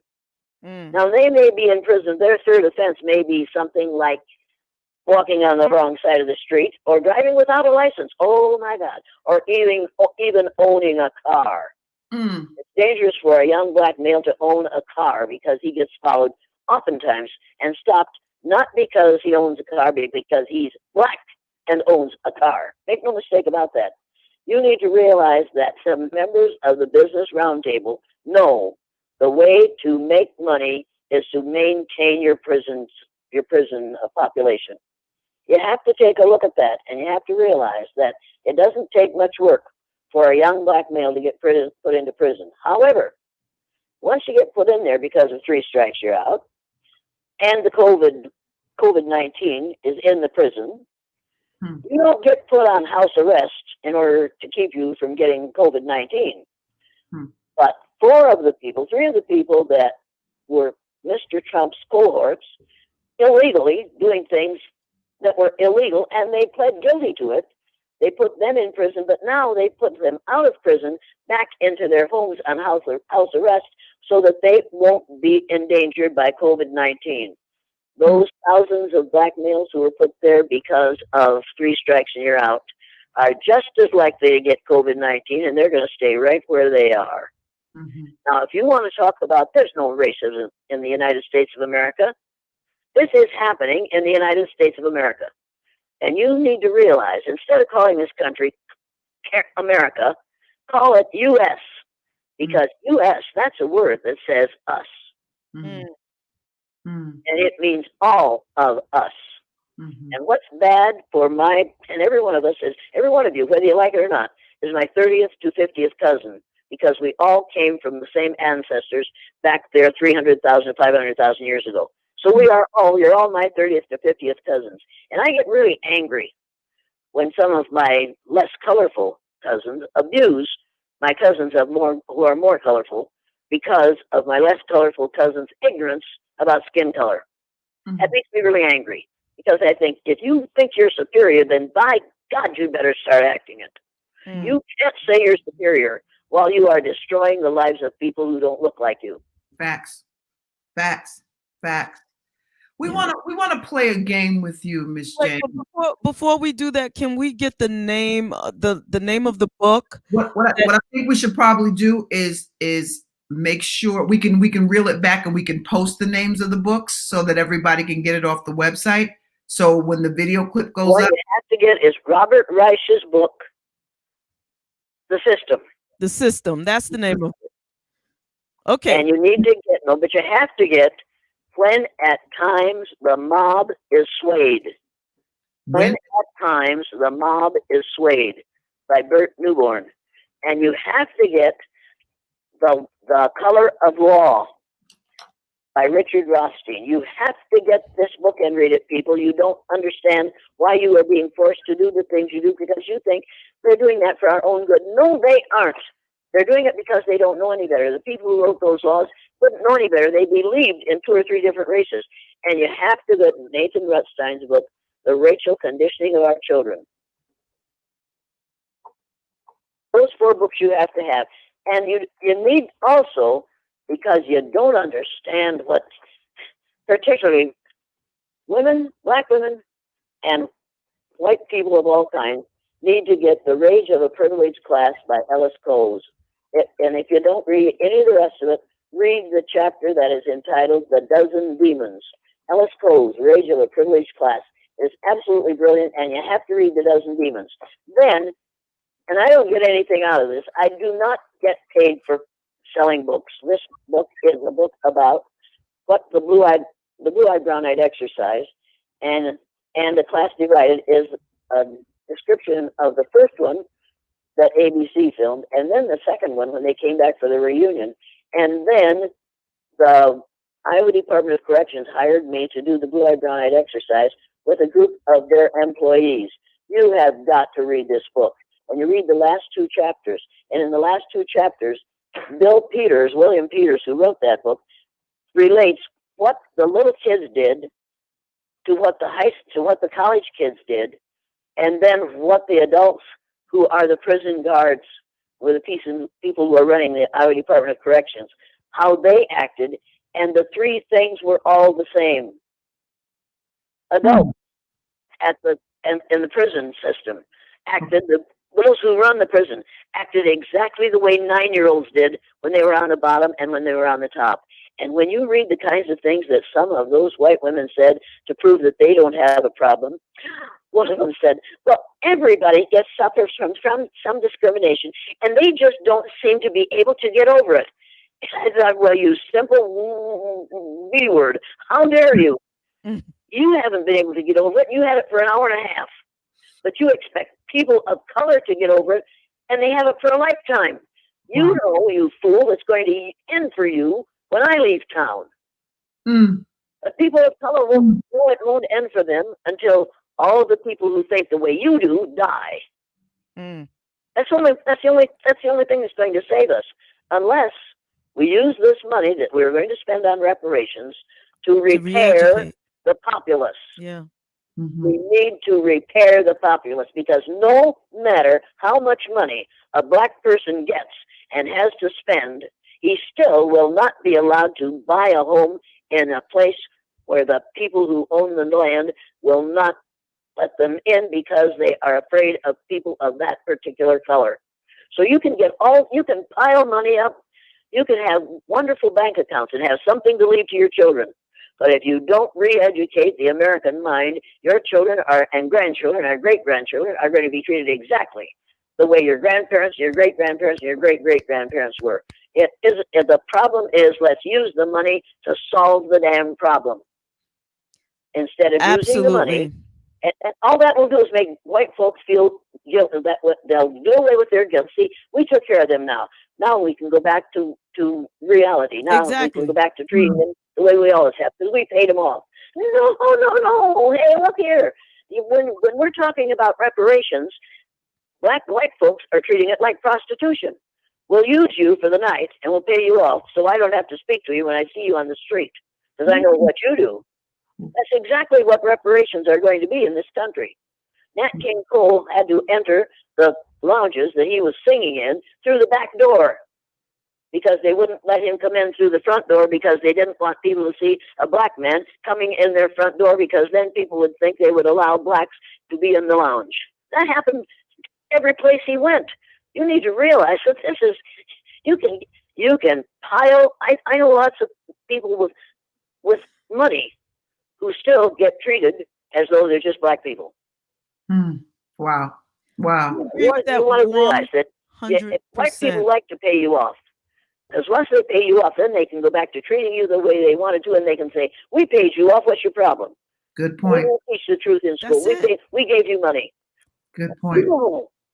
Good That's point. not what it's about, people. It's about changing the environment in positive ways for all of us. Thank you. Thank you. Good point. Okay. Thank you. You're going to get a lot of angry mail. I don't care. You see, I won't have to read it. So don't send it to me, all right? No. Anybody who's listening to this, if you're going to send me a piece of hate mail, you need to realize that I'll simply delete it. I don't have to take it. And I don't have to take it seriously, because if you're afraid to admit that your part of your DNA came from a country in Africa, you're too scared to shoot me. We want to do a quick. If you want to do it, you better see me face to face before you think about it. All right. We learned by killing Martin Luther King Jr. That you do that, you make a martyr out of that person, and then you spend the rest of your life celebrating that person's life. Be smart, white folks. Don't kill me for what I do. Just change your damn behaviors. I don't care what you think. I care about what you do to my 30th to 50th cousins of color. And I want to stop. Not for them, but for all of us. You can't call yourself truly human when you treat a group of people who also are truly human like animals. And that's what we've been doing. And it's time to put a stop to it. Absolutely. But you won't stop it until you recognize it. And you won't stop it until you take responsibility for your piece of it. And you go on my website, download the printed learning materials, go through the typical statements, realize that, yeah, you've heard those before, and then check those that you have said, and then read the clarifications of those statements, how they are heard by the person whom you're talking about, and then you'll say, well, you gave us a lot of problems, you didn't bring us any solutions. Go to the next page, which is a set of commitments to combat racism. Go through it, check yes, those that you have done, check no, those that you haven't done, then go back and circle one that you check no, put the date beside it, and decide to do it for a month. If you do that with every one of those commitments at the end of the time that it takes you to do that, you will have changed your attitude, you will have changed your behavior, you will have changed your vocabulary, and you will have changed your friends. Because a whole lot of those friends will not want to speak to you after you say to them, don't say, when I see you, I don't see you black. And number one, you're a liar. And number two, you're saying there's something wrong with the person's skin color. And don't expect them to say, thank you, you damn dummy, for telling them that you don't see the largest organ on their body. Give me a break. You lose a lot of friends saying things like that. But you also learn to stand. The last month and a half. How does it feel? How do you feel about this social isolation? I say, well, I've had it for 52 years. Ever since the first exercise, I've been socially distanced. Nobody will speak to me. My mother kicked me out of the family after my father died because I was an embarrassment to her. So, hey, social distancing, give me a break. I've lived with that for 52 years. I find that it's not as onerous for me as it is for people who like to have conversations with other folks. Last before you go, Jane, we want to do what we call a word association game. And you know it. Go for it. Yes. I'll say 5 words and then JaVonne will say 5 words. And the first thing that comes to mind, you say it. Ready? Black people. Cousin. Wow. Love. Nonsense. Most misused word in the English language. Have no time for it. Sexism. That word has been misused to the extent that it has no meaning anymore. I love my husband. I also love a day in June. I could give up a day in June. I wish I hadn't had to give up my husband. So I really have a problem with people who say, I love everybody. No, you don't.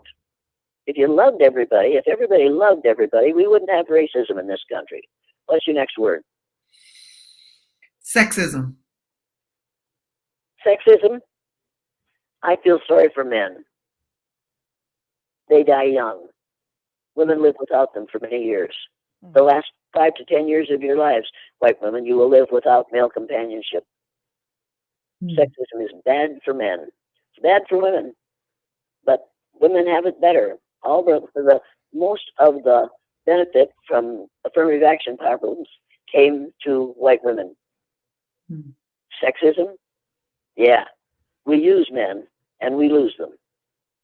Particularly in the case of black males. When we have a war during wartime, we send them to war, perhaps to die. During peacetime, we make war on them in this country. Want to talk about sexism? I don't think you do. Next word? Feminism. Feminism? Well, I really like being female, but I don't think feminism is another one of those words that is used for the benefit of white women. Make no mistake about that. We let black women suffer, and we take their children, and we abuse their children, and we kill their sons and their husbands, or we imprison them. When the women's movement was at the top of the scale, it was undoing the civil rights movement. We put all our emphasis on the women's movement. And when it first started, it was primarily a white women's movement. They might as well have been wearing signs that say, black women need not apply. Many black women are in no better shape today than they were before the women's movement, because they were excluded from that for the most part. And if they weren't, you have to explain to me why so many black women are living in substandard housing in this country, and why so many of them have no wealth to leave to their children. And it's not because they're lazy, and it's not because they don't know, and it's not because they don't want to be educated. It's because we have a racist society. Make no mistake about that. What's your next word? My next word is a person. C.T. Vivian. What? Is a person. C.T. Vivian. Oh, God. Oh, God. I met that man in Waterloo, Iowa, my husband and I did, after I did the blue-eyed, brown-eyed exercise. I have never in my life met a man who was as gentle and as real and as educated and as caring and as human as C.T. Vivian was. It was awful when we lost Martin Luther King Jr., but I figured we've got C.T. Vivian. We're okay. We've got C.T. Vivian. And then I found out that he died last week. And I really have a hard time with that, because C.T. Vivian was a special human being. He wasn't a showcase. He wasn't a showman. He was just doing what he felt was right to help us to change this situation. I had nothing but admiration for C.T. Vivian. Yeah. He couldn't destroy his reputation because of the way he behaved, because he behaved, as far as I was concerned, he behaved like such a gentle man. He was just fabulous. We didn't pay enough attention to him. And he was there 15 years before Martin Luther King Jr. started working. Facts. Okay, JaVonne, you're up next. Thank you. Children.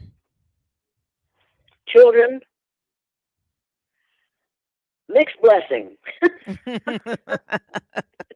I wanted him. I got him. And now I have 2 great grandchildren. Wow. And I'm tickled to death, but that was hard work. Education. Education is a lie.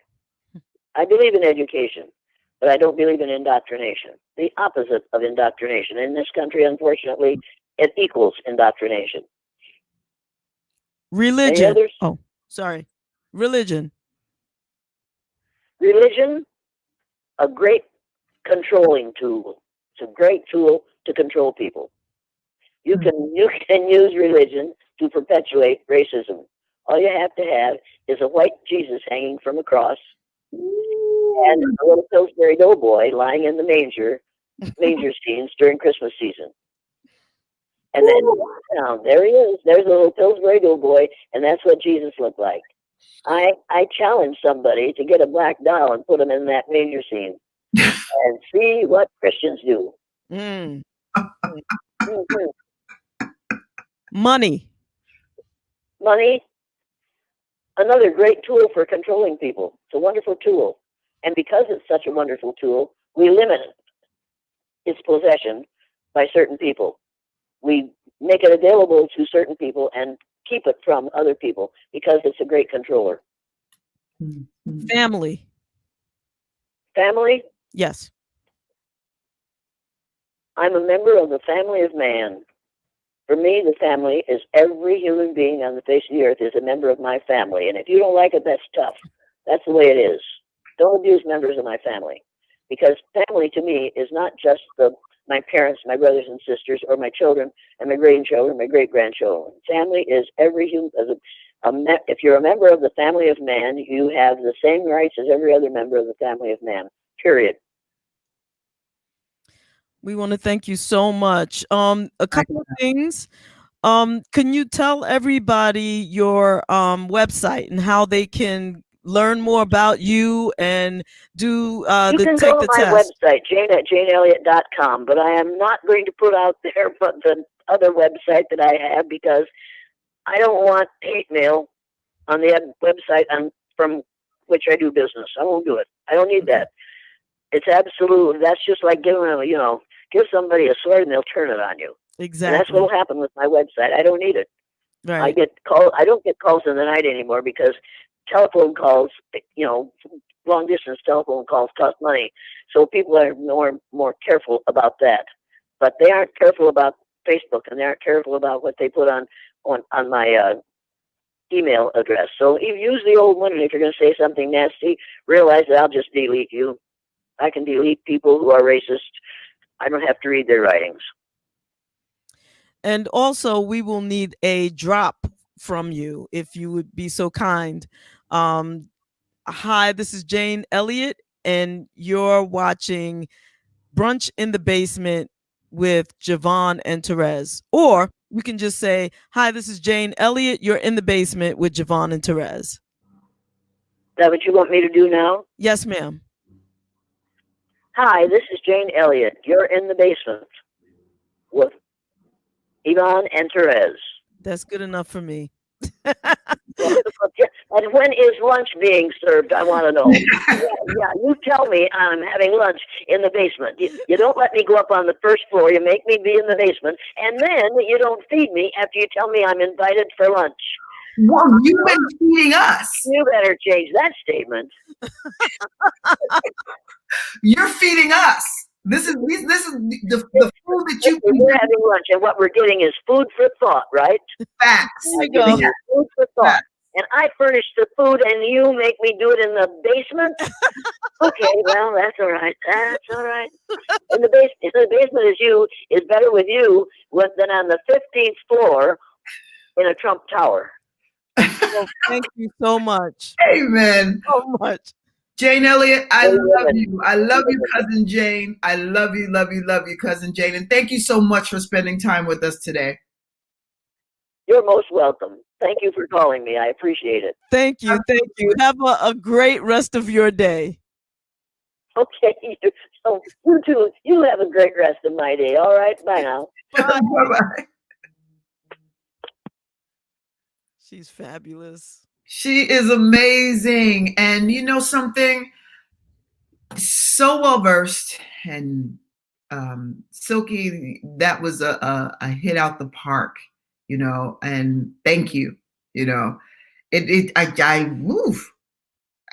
got jumped in the beginning, man, because that she gave us all some resources. We got the color of law, the system, the racial conditioning of our children, the rage of a privileged class, a class divided, so many others. And also, if you want to check again, you can, when this video is posted on our YouTube channel, which is WJBR Internet Radio, all of the books, you will be able to use it. And please share it, because this video is going to be up. You can go back and reorder any book you don't have.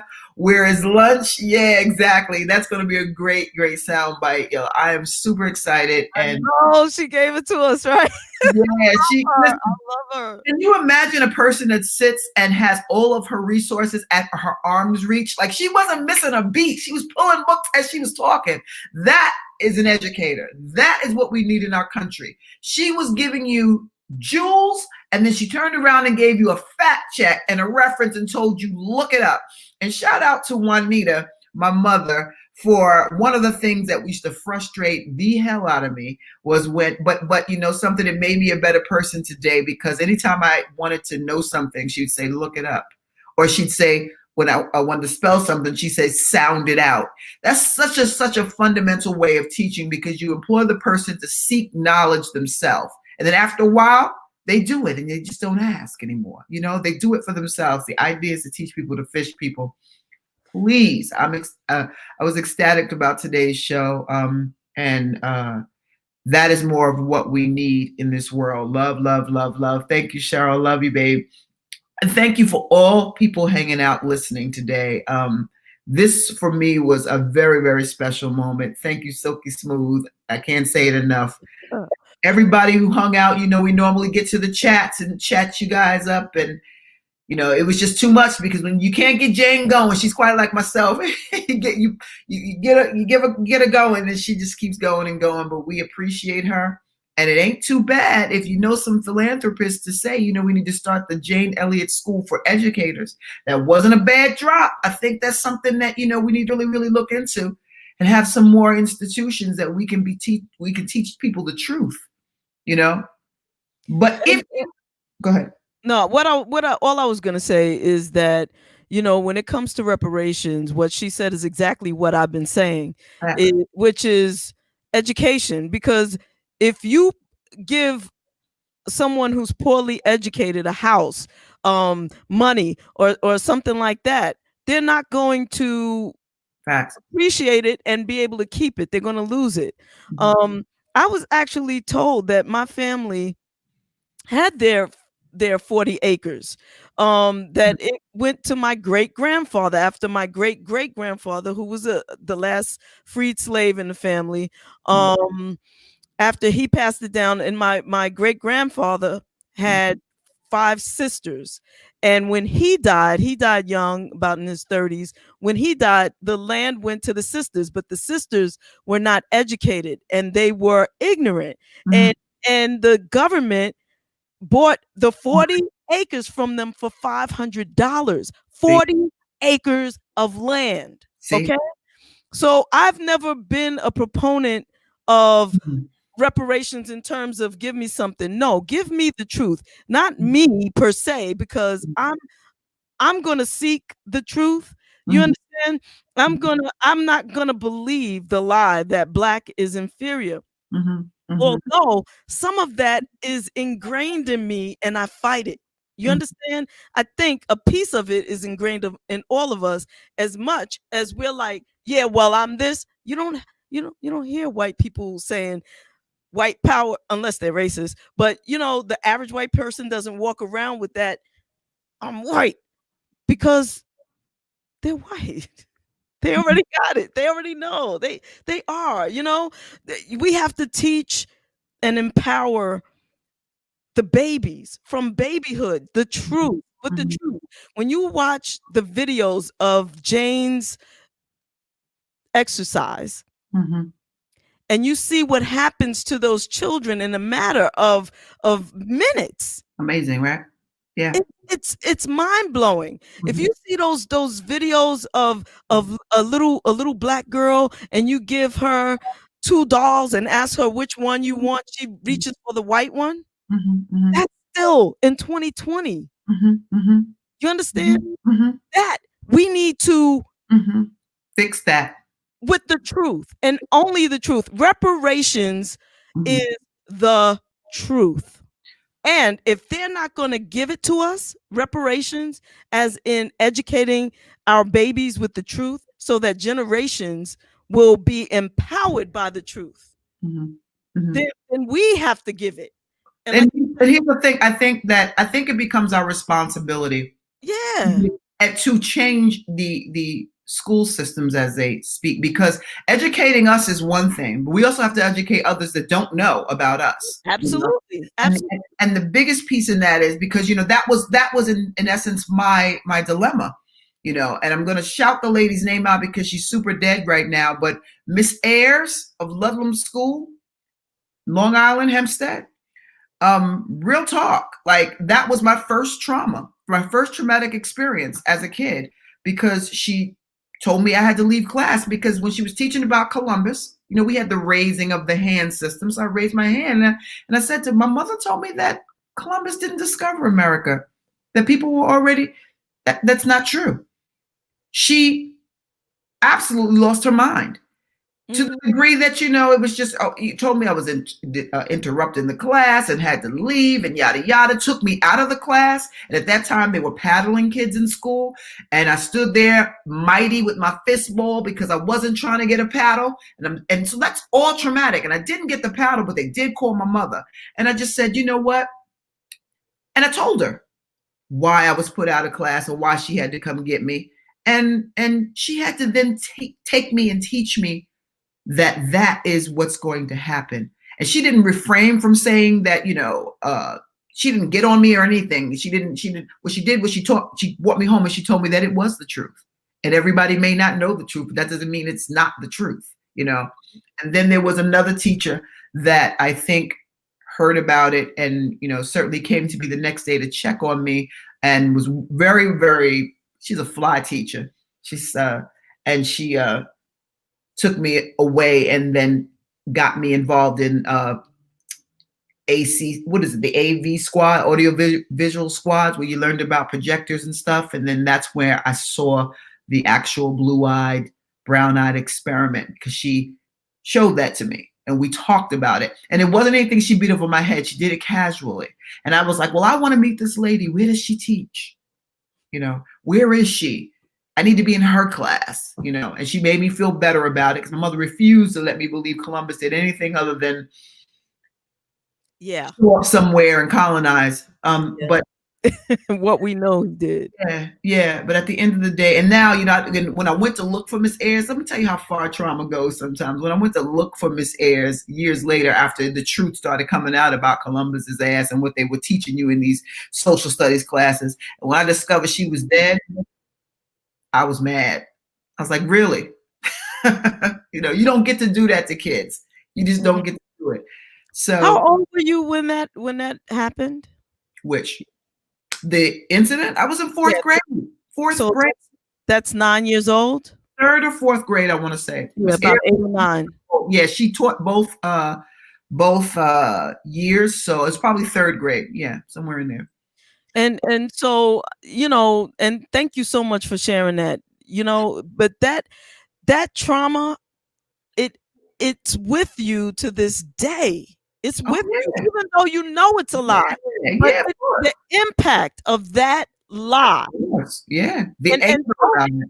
Right. Yeah. And so many. And all of us can think of at least one example of something similar to that stays with us, although we're past it. We've grown above it, most of us. Right.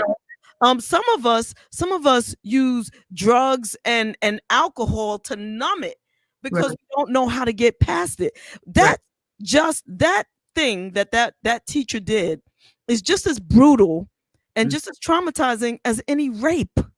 That one from 8 years old to their adult life, carry with them and try to get through, get over, get past, try to prove that they're not that, they're worth more. You understand what I'm saying? Mm-hmm. Like this, our children are so precious. Right. Facts. Our babies. And we are so precious. Mm-hmm. We. Mm-hmm. Us. Mm-hmm. And Miss Jane Elliott, man, when she said that her mother put her out, that broke my heart because I understand what happened and where she appears to be. Mm-hmm. That's trauma. Mm-hmm. Mm-hmm. Guess what? Bullet worthy. Hmm. And she knows it. She'll tell you in a minute. I need to see. And in fact, I'm gonna ask everybody to go to YouTube and look at that video from last year with her and Angela Davis, another one that I absolutely love. Because there's a point in the video where she asked for them to turn up the lights in the auditorium because they were in Houston, Texas, and she said she just needed to be able to keep her eyes on people moving in the audience. Like it's similar to a Malcolm X in the Audubon Ballroom. You got to keep an eye because what you are saying. People have run a country and run things in such ways that when you provoke a spark in someone's mind to change, or you start to tell people the truth, that is the most amazing thing you can armor them with. I think that trauma has triggered in me over the years. I see the effects of it. The effects of it is that I'm a straight talker. I don't deal with people that are not really in tune to certain realisms. When she started talking about the prisons and Clinton, and like you could say a lot of things, but let's just hope they're rooted in truth. I say that all the time about the prison systems and how that ain't nothing but another way of modern day slavery. Real talk. The black votes absolutely matter. It's a great T-shirt. Great T-shirt. Great fact. And it's just, it is what it is, man. And these are one of those moments that we just have. I do, by the way, have a list of things, and money is on my sheet of reparations, but it's also, what the money can do. And honestly, if I were just paid the money, I would know what to do with it in terms of that. I would want to start a Jane Elliott, Angela Davis, like school of philosophy, thought, and education, so that people can come there, both black and white, and be educated. People can come there, humans can come there and be educated. You will find Native American studies, and you will find African American studies, and you will find you'll find yourself, in there to help you understand the contributions of everyone, and you'll be taught things like financial literacy and the things that you really need after you leave. Because I don't know about you, but I haven't used algebra yet. I'm just saying. But but there's so many things that you'll learn, and so much networking that the schools could be so much more improved. That's why people don't really want to go to them. The kids are not, some schools, the kids they're not inspired because they know that their souls know you teaching them bullshit. Their souls know. So it's time to change some of these books, some of this required reading, and start it. Don't start it in college. Start it when they start going there. Right after they're able to be potty trained, start teaching them things that matter to them. Start teaching them how beautiful their cultures are. Start teaching them things that make a difference in their lives. It just doesn't make any sense otherwise. You want to cure something, you want to stop something, then that's where you start. And give me my house and 40 acres and a mule. I'll take another house and I'll take the 40 acres. I'll take a damn mule if you want. I'll flip the mule, but you're going to give me that. You're going to give me money. You're going to give me whatever else it takes to be able to set some systems up where people have a snowball's chance in hell of being something different than this country designed them to be. The United Fakes of America, we need change. We need change now. And if you know anybody that has a shitload of money, here's one way to start it. Re-educate the educators. Absolutely. Absolutely. I'm all about that. Education is key, because that's something that's guaranteed to last generations, because we are still beating children like slaves. We are still beating ourselves. We are still light skinned, dark skinned. We are still stuck in house Negro versus field hand. We are still not where we could be. doubting ourselves, not being the best that we could be, you know, not supporting one another, not loving on one another, not understanding that we're all related and we're all special for all different reasons and we're all beautiful in our own special way. We just all are. And we do ugly things and we make mistakes and we get up and we don't, not all of us embrace one another and see each other for who we are. And the other thing I just want to put out there before we end the show, because I feel you got more to say, and I'm just gonna say this, that until Black gay lives matter, Black trans lives matter, Black children's lives matter, Black women matter, Black elderly matter. This is not just a Black man's fight, but Black men matter. All Black lives matter. Until all Black lives matter, lives don't matter. You know, all Black lives matter, and that's my piece. And we need to teach the babies from day one. It kills me when people don't know who Shaka Khan is, but I'm gonna leave that there. Oh, God. I'm not gonna say nothing else. Everybody, thanks for rocking out with us tonight. Today, rather. Enjoy your beautiful Saturdays. We are 25 minutes overrunning and well worth it. If we Exactly. And y'all if y'all want to stay for the last few minutes as I try to play, if it'll come up, what I tried to play earlier that started getting a little, let's go. You know how the devil be trying it. And Tried it earlier, but we got it run and got it together, and it worked well. But and so it's acting up right now, like it doesn't want to play. So that's all right. Maybe I'll start off. Actually, I haven't even tried to get a guest for Wednesday. I've been so busy trying to secure and make sure that Miss is safe and that we get, that this goes off the way it's supposed to. But we'll work on Wednesday. Right now, we'll just end it with goodbye because I can't do this. But on Wednesday, we're gonna start the show off with Miss Jane's video. You can't stop this. Nah. You can't stop the greatness. The internet. I think I might have it. So let's see. Let us see. Go for it.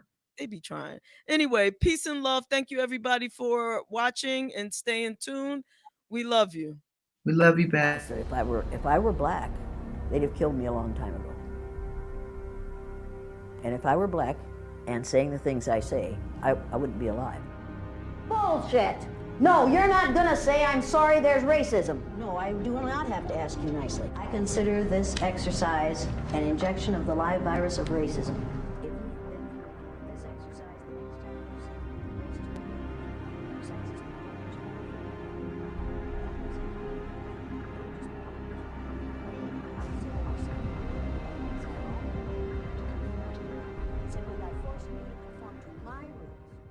I watched my students become what I told them they were.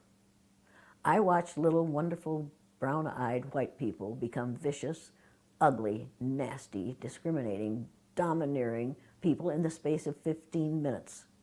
I watched brilliant, little, blue-eyed, white Christian children become timid and frightened and angry and unable to learn in the space of 15 minutes.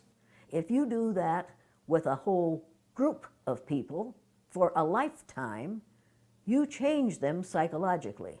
You convince those who are analogous to the brown-eyed people that they are superior, that they are perfect, that they have the right to rule. Did you learn anything this morning? I think I learned from the experience of feeling like I was in a glass cage and I was powerless. I realized this morning that there were very few times in my life that I've ever been discriminated against, very few. And you convince those who take the place of the blue-eyed students that they are less than. How did they feel yesterday? Down like a dog on a leash. If you do that for a lifetime, what do you suppose that does to them? you find out that there are people of color who refuse to live down to our expectations of them.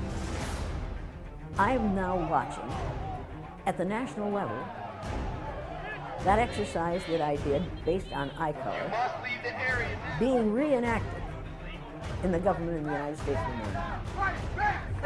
I've done this with people of all ages for the last 50 years. Now think about that. Next year it will be the 50th anniversary of the killing of Martin Luther King Jr. and the beginning of the blue-eyed, brown-eyed exercise. When are we going to learn? When are we going to put a stop to this? White people's number one freedom in the United States of America is the freedom to be totally ignorant about those who are other than white. We live in the land of the free and the home of the brave. White people are the free, and people of color have to be brave. I want this situation to change. I want it to be such that no black person has to have courage to get up in the morning, any more than I, as a white person, have to have courage to get up in the morning. This is the most important book you or I or anybody else will ever read. I'm an educator. Every educator should refuse to perpetuate the myth of white superiority. There's only one race. It's the human race.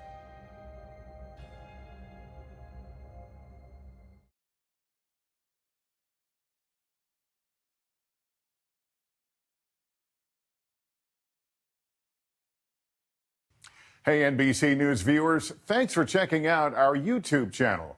Subscribe. Well, I said if I were black, they'd have killed me a long time ago.